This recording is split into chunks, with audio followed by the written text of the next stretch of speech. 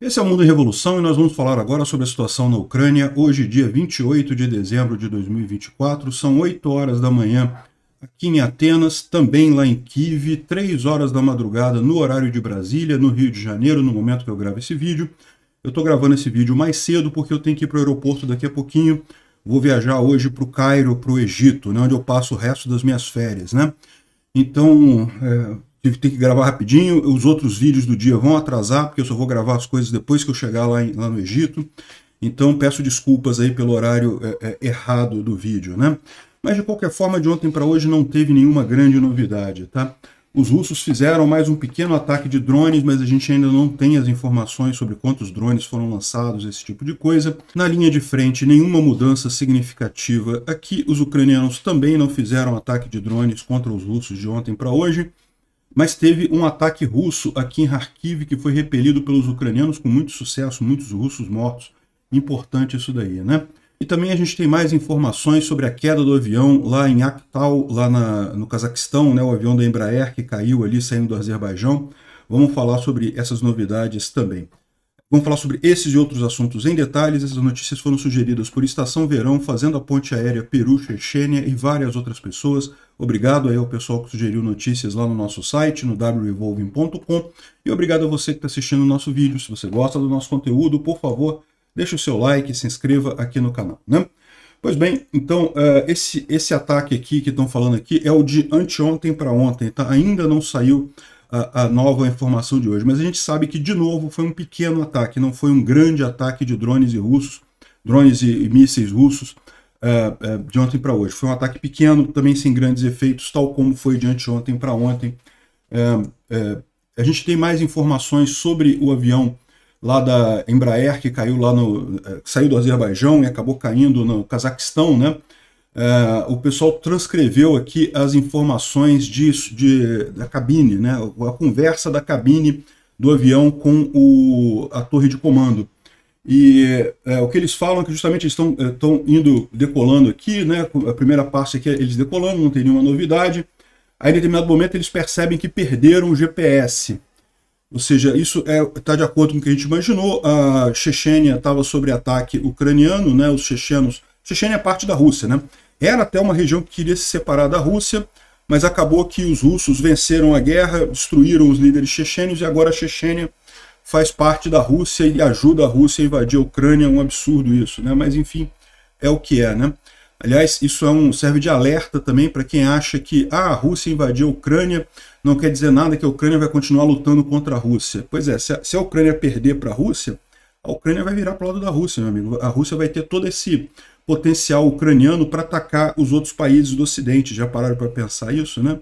A verdade é essa. Se houver realmente a dominação russa da Ucrânia, não acredito que isso vá acontecer, mas a coisa tende a piorar para os países da Europa com mais a força ucraniana do lado dos russos, né?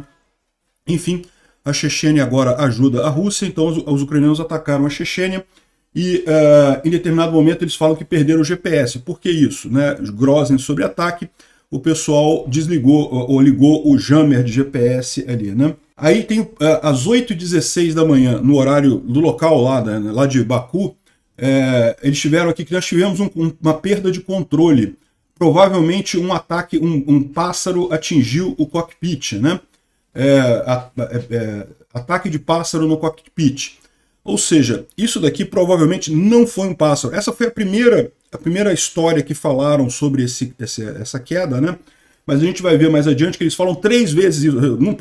Não tem 3 ataques de pássaro. É que teve o primeiro míssil antiaéreo que explodiu perto do avião, que danificou o avião. Eles acharam que era um pássaro que tinha batido no cockpit do avião.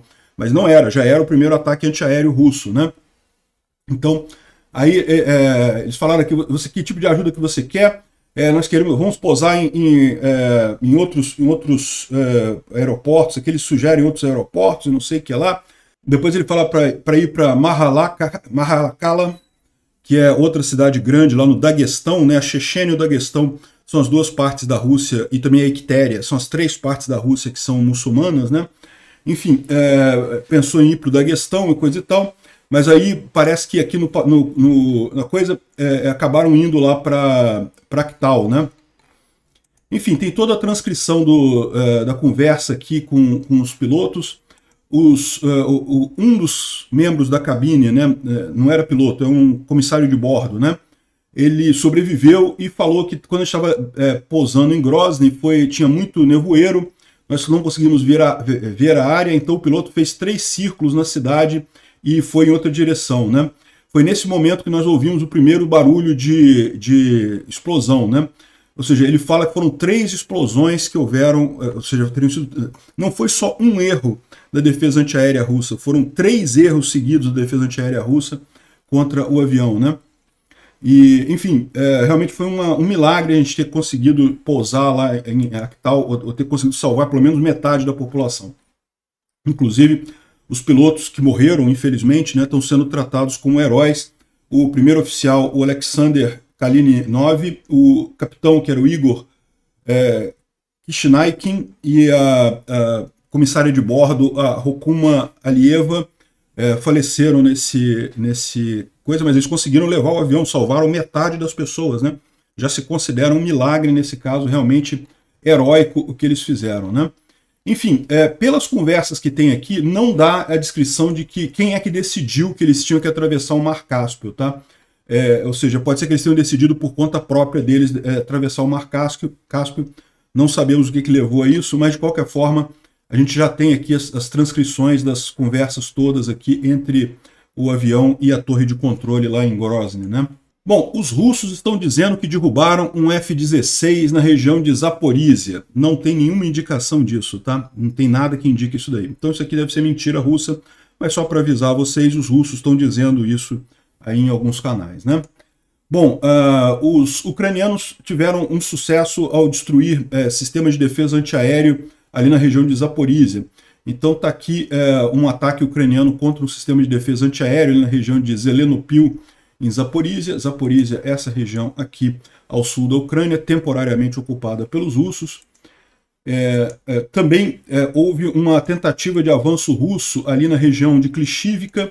Klishivka, a cidade de Klishivka em si, os russos já tomaram ela. Klishivka fica aqui ao sul de Bakhmut. Aqui, ó, Bakhmut está aqui, Klishivka está aqui. Mas nessa região aqui ainda tem um monte de tropas ucranianas próximas a Klishivka, né? E os russos tentaram avançar nessas tropas ucranianas com 15 unidades de veículos armados, mas acabaram sendo destruídos completamente, né? 6 tanques T-72, 6 BMPs e mais um outro tanque foram destruídos nesse ataque russo. Os ucranianos acabaram mantendo as posições ali, né?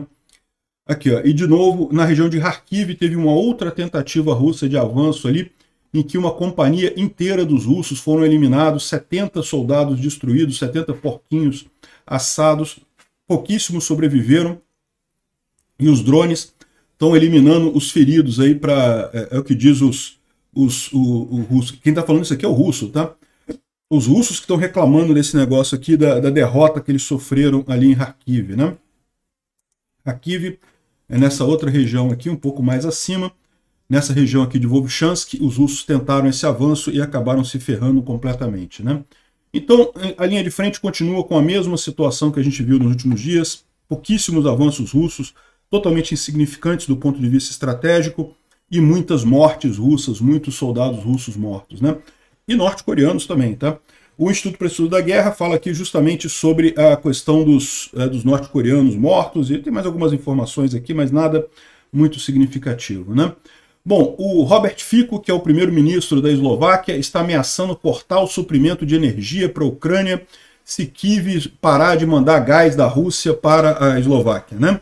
Vocês sabem, a Ucrânia tinha um contrato para transportar gás russo para a Eslováquia e para a Hungria, através do território ucraniano, num gasoduto Druzhba, e esse contrato vence no início vence no dia 31 de dezembro desse ano.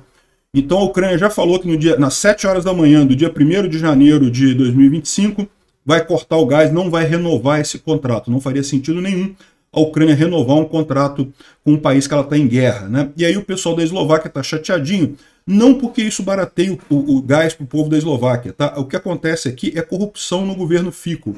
O Fico, que é esse cara aqui, ele tem uma empresa de gás através de pessoas próximas dele, que compra o gás barato da Rússia e revende para a Eslováquia a preço normal.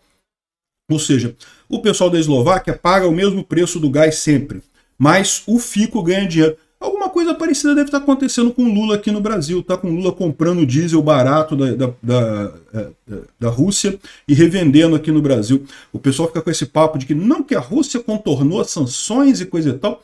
Contornou as sanções, vírgula, meu amigo. Eles continuam vendendo muito barato, porque quem aceita comprar deles está sofrendo risco de sanções americanas, né? E sanções europeias também.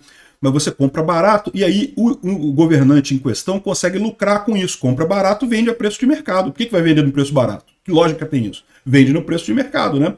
Então é o que o Fico faz lá na Eslováquia, é o que o Orbán faz lá na Hungria. Não é à toa que o amigo do Orbán está cada vez mais rico lá, o que eles chamam de carteira do Orbán, né?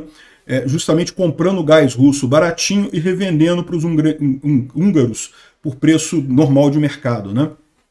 Enfim, o Fico está ameaçando cortar a energia elétrica para a Ucrânia nesse caso. Acho pouco provável que ele faça isso, mas se ele fizer isso, ele vai estar rompendo com contratos assinados, porque tem contratos para fornecimento de energia elétrica. A Ucrânia toma muito cuidado.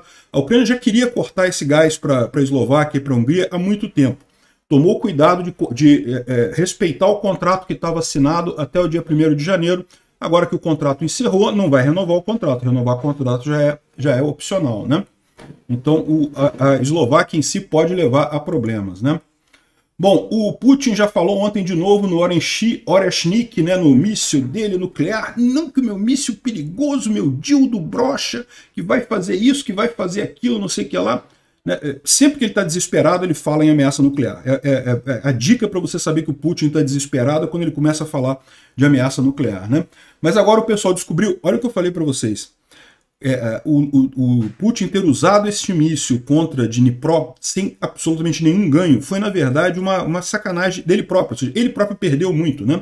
Por quê? Porque, evidentemente, que o Ocidente agora tem acesso a essas peças dos mísseis. E a primeira coisa que eles fizeram foi descobrir o que eles estavam fazendo, quais eram as peças que foram usadas para montar esse míssil, e descobriram que muitas dessas peças eram produzidas no Ocidente e estavam sendo contrabandeadas para a Rússia, apesar das sanções. Então agora eles vão redobrar as sanções, né, o controle sobre as sanções nessas peças específicas, e dessa forma a Rússia perdeu com essa história, né? Acabou tendo que entregou o segredo dela com esse míssil. Como eu falei para vocês, uma arma, quando ela é usada pela primeira vez, ela tem um valor estratégico muito grande, porque o inimigo não conhece a arma, não sabe nada sobre a arma ainda. Então, quando você usa a primeira vez, tem que usar para fazer um estardalhaço mesmo, para quebrar um monte de coisa, que é justamente para causar muito dano, aproveitar esse momento estratégico em que o seu inimigo não conhece a sua arma ainda. Os russos fizeram a lambança, o Putin, por pura covardia, por puro medo, usou o Oreshnik no momento que não causou dano nenhum em Dnipro. Aí ficou, não, mas foi um aviso, não sei o que lá. Foi aviso nada, foi burrice do Putin, foi desespero do Putin. Porque agora os caras estão avaliando tudo quanto é peça que tem nesse Oreshnik, né? Tiveram acesso, tem acesso a todos os destroços que estão lá em Dnipro, né? E já descobriram um monte de coisas que são feitas no Ocidente. A Rússia está fodida com isso, não produz mais nenhum daqui para frente. Bom, a Rússia fez mais um daqueles comerciais bacaninhas e coisa e tal, dizendo que ocidentais estão fugindo para a Crimeia para viver o sonho russo. Eu fico imaginando a quantidade de ocidentais que estão indo para a Crimeia para viver o sonho russo de ser atacado dia e noite, ter que se preocupar com um monte de coisa, inflação explodindo, economia desabando. O problema que eles têm, na verdade, é o contrário, né? Os russos que estão na Crimeia estão querendo sair de lá, porque está todo mundo vendo que essa invasão russa, essa posição russa atual é insustentável. Os russos não vão conseguir manter os territórios temporariamente ocupados, né? Então muitos russos estão vazando da Crimeia, estão querendo sair de lá, porque estão vendo que a coisa vai dar ruim, né? Quem tem apartamento, quem tem imóvel lá, está querendo vender e sair porque sabe que não vai durar muito tempo isso daí. Aí os russos fazendo essa propaganda dizendo que os ocidentais estão invadindo a Crimeia, não sei o que. Boa sorte para vocês. Bom, mais um pacote de 1,25 bilhões de dólares de ajuda militar para a Ucrânia, de acordo com a Associated Press. Então, nessa próxima semana agora, os Estados Unidos devem anunciar esse novo pacote, excelente notícia.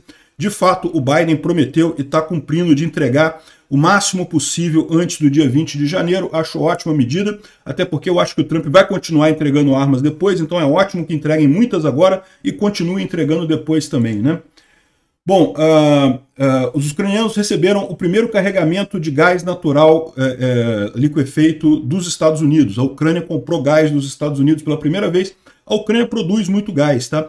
Mas como teve vários ataques à infraestrutura ucraniana, né, acaba que tem alguns problemas nisso daí, mas coisas que vão ser resolvidas de qualquer forma. O primeiro comércio de gás aí dos Estados Unidos para a Ucrânia.